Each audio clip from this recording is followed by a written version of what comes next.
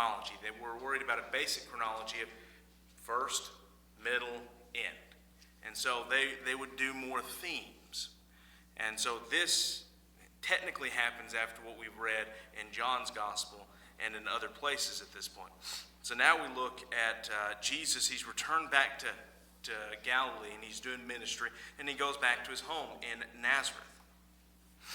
And it says, so he came to Nazareth, where he had been brought up, as his custom was, he went into the synagogue on the Sabbath day and stood up to read.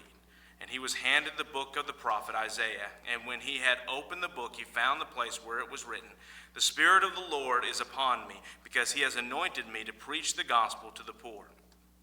He has sent me to heal the brokenhearted, to proclaim liberty to the captives and recovery of sight to the blind, to set at liberty those who are oppressed, to proclaim the acceptable year of the Lord." Then he closed the book and gave it back to the attendant and sat down. Now, I'm going to stop right there. We'll come back to it. Jesus going back to his hometown, and please consider that Nazareth is up on a large hill, which is within an area of many large hills. Was it a mountain? Not by our standards, but if you use our hillbilly reference to things, we call it a mountain.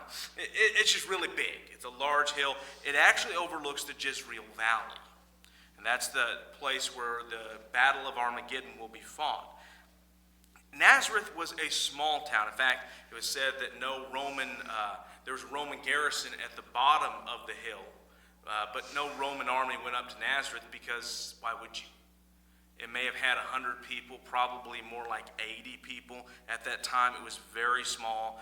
It was enough to have a synagogue, but it was an extremely small town. It has oftentimes been said that they were extremely poor, although the information that we have found in excavations seems to indicate that they were not destitute by any stretch, but they were not wealthy. They weren't really middle class, but they weren't poverty-stricken. They did okay.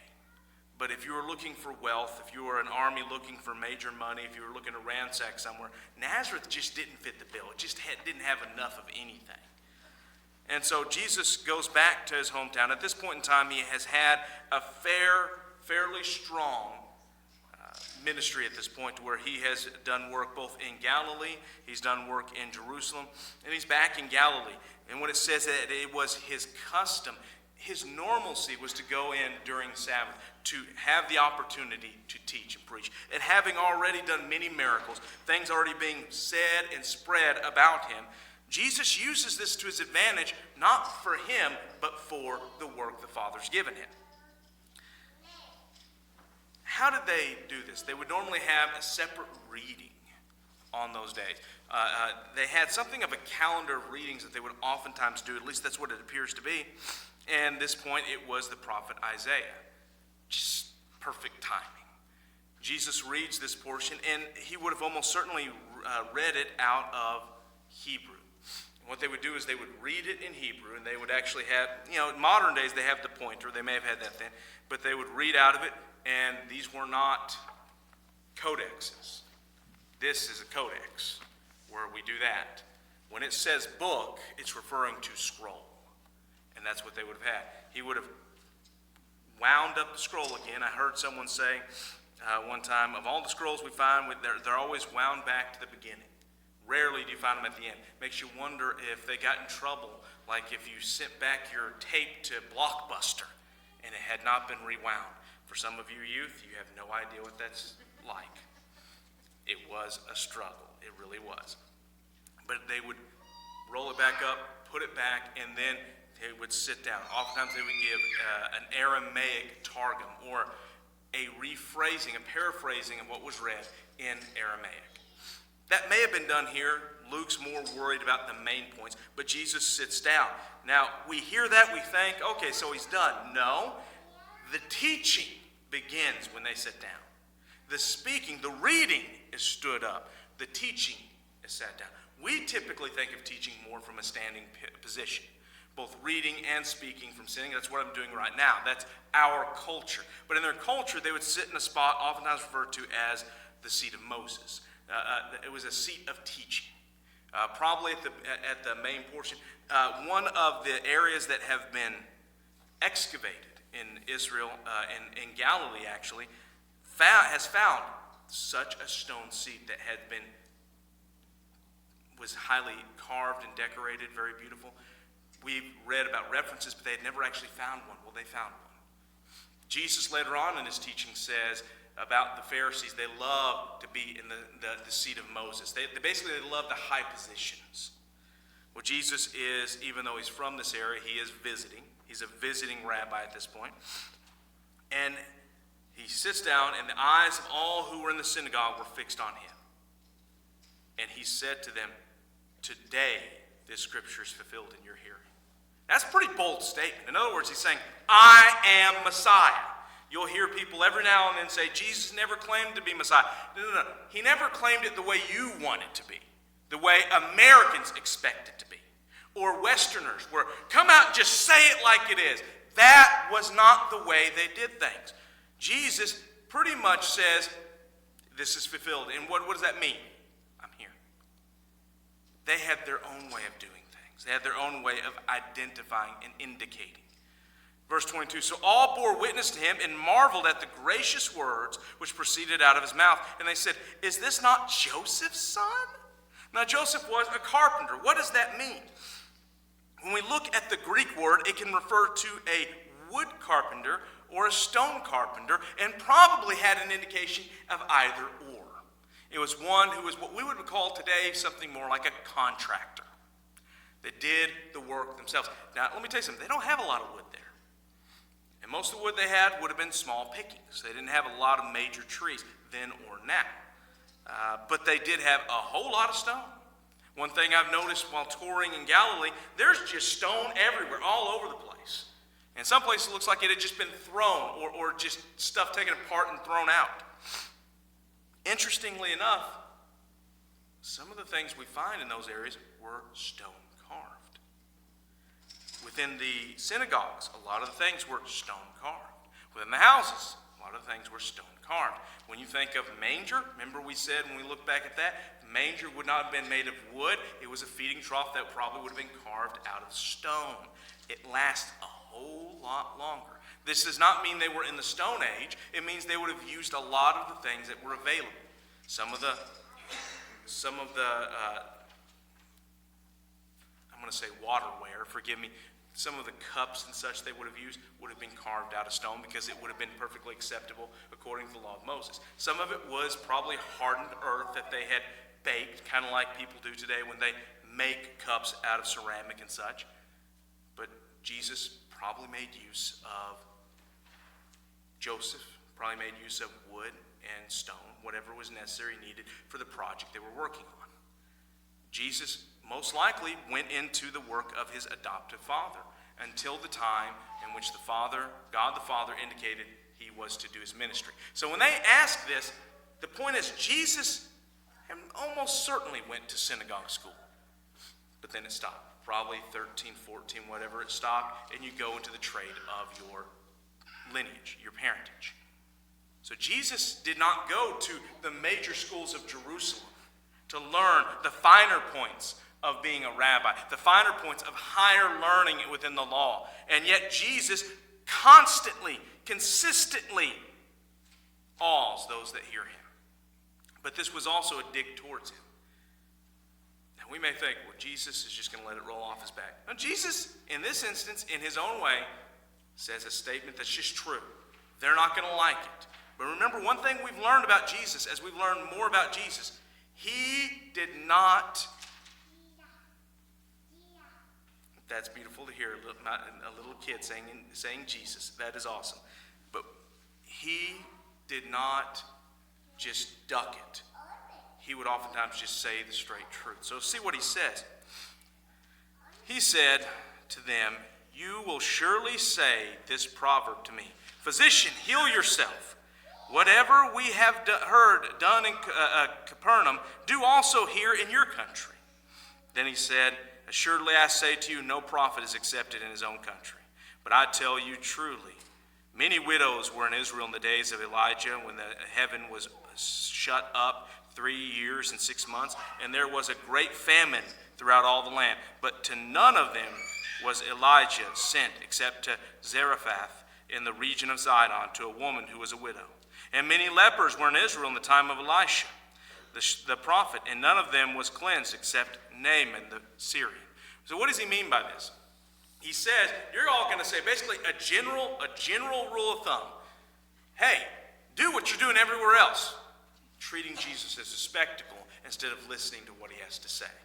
And one thing that's interesting, people that go back to their hometowns, whether they be preachers, whether they be well-known, whether they've found success, oftentimes they're not considered really important. Or, ooh, show us that, show us that. They haven't considered, the people that are there don't consider the importance of what that person's went through, or what they could teach, or what they could say. Maybe it's a bad thing about going back home. I don't know. But it is a general truth. And Jesus makes the point. Look at Elijah. Look at Elisha. He's looking back within the Old Testament. He's using that as an illustrative example to say that, interestingly enough, Elijah didn't go and do all this around his people. It was around other people. Elisha did not heal a lot of lepers, only a foreigner. Now, why is he saying that? This is a general fact. Why is he saying that? Well, during both their times, the northern kingdom was largely pagan. Interestingly enough, people in other areas were more open than their own people. The broader part of Galilee was more willing to listen to Jesus than his hometown was. To them, he was still Joseph's son. Interestingly enough, they did not consider what Jesus said. Now, you know what? You could say what Jesus says here could be considered, understood, recognized as calling out his hometown. Now, surely some people were upset, some were offended, some were angry. But I'm going to tell you based on what we're about to read, no, they got murderous.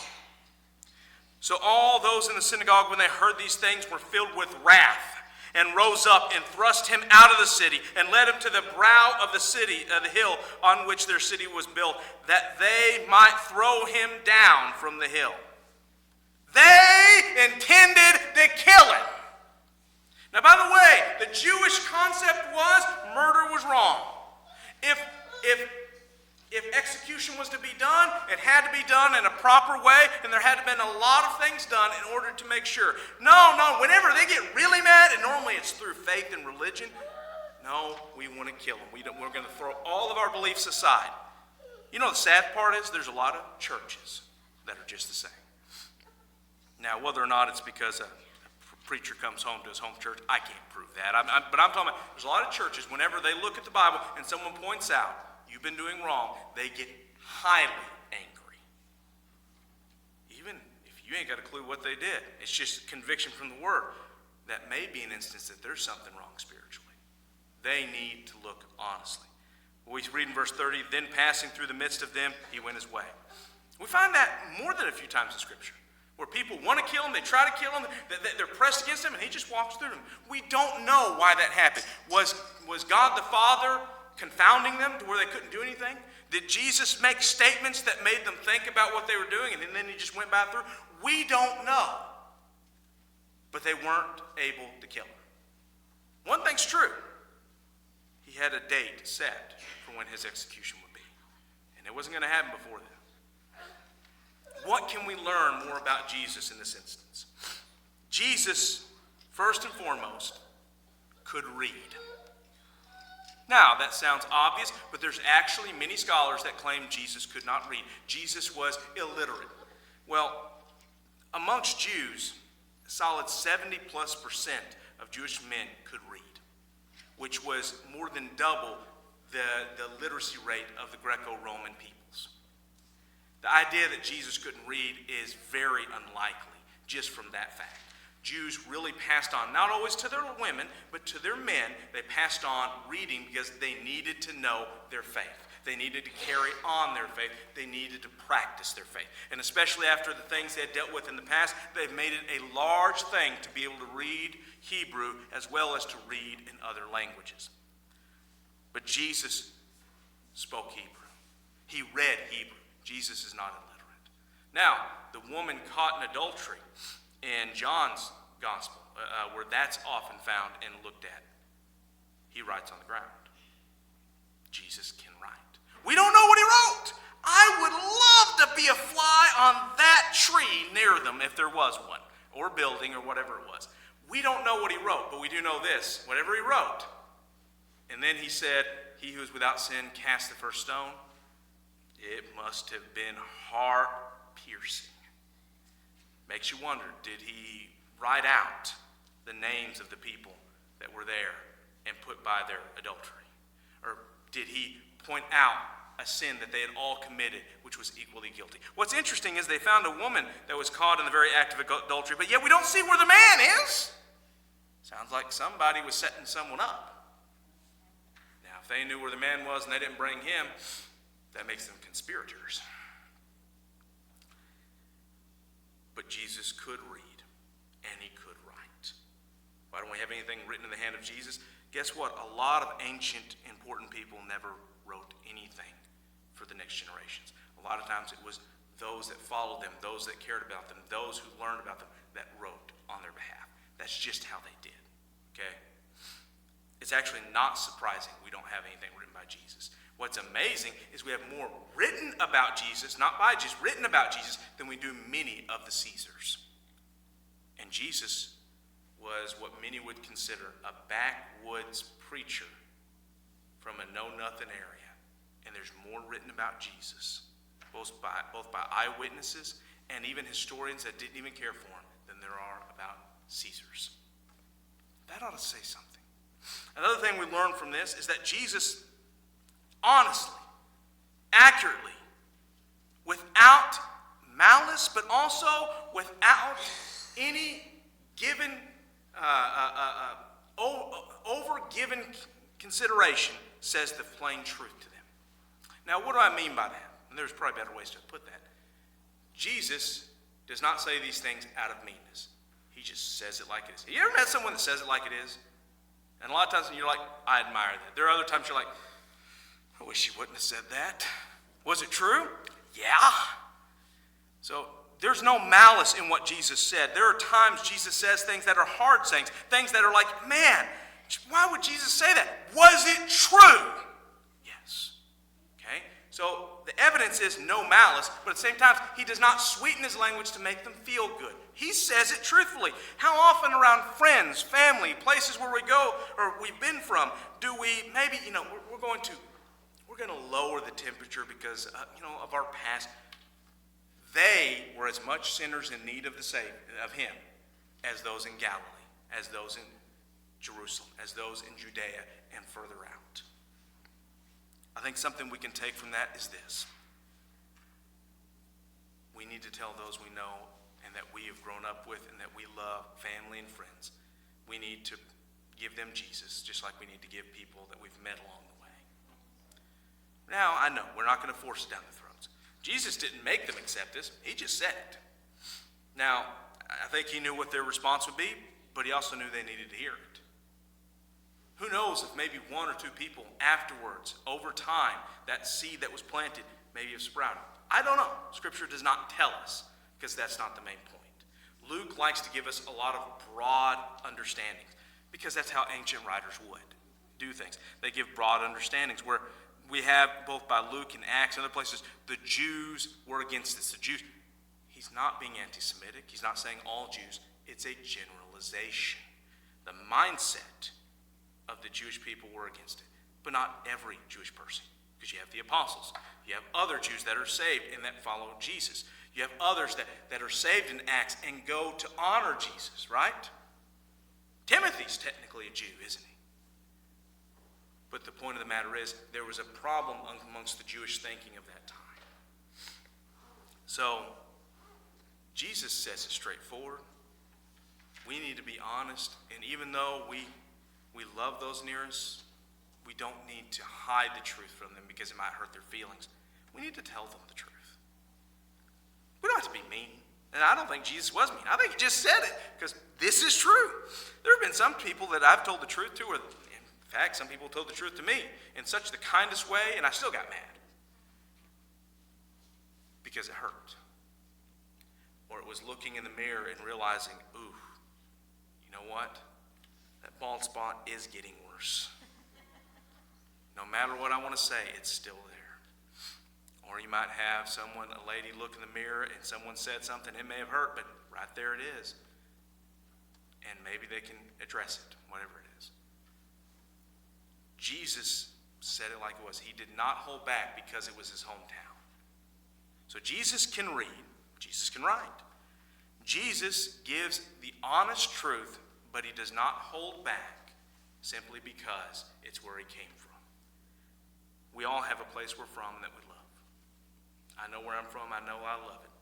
But at the same time, every now and then someone will ask me, what's it like there? And I give them the honest truth. I give them the good, I give them the not good. Because there's no point in trying to make it out to be the greatest place ever when it is full of sinful people too. I love my state. I think Arkansas is a wonderful place to live. I joke with people by saying it's the best state in the union. What I'm not telling him is it's the best state in the union if you're a Hog fan. Because if you're not, it probably isn't. But realistically, we have our problems. We have our good parts. No church is perfect. You know what? Sometimes we got to know the honest truth and recognize it and learn from it. We see a lot of change in the lives of those in the Gospels who learned from the truth even when it was painful. We too need to learn from it. So Jesus, once again, could read, he could write. Jesus spoke the truth. He did not hide the truth, and he said it straightforward without holding back, because holding back just because that's where he was from would have been wrong. I think those are things we can learn and apply into our own lives. There's a difference between being purposefully harsh and being honest, even when that honesty is a harsh truth in and of itself. If you get a chance, read further on this. Read about Jesus' rejection in his hometown. I don't know about you, there were times I felt like, I don't feel like me and my hometown get along. I love it there. But for Jesus, it was way more than that. He's the Savior, and they don't want him. They can't get past what they see or what they think or their prejudices. Isn't he the son of the carpenter? Does that change the fact that what he spoke was true? Does that change the fact that what he said was more eloquent than anyone they've heard? Does that change the fact that he is accurate in all he says? No. So they got to let that go, but they wouldn't. Let's not let go of what we learn about Jesus. Any questions or comments?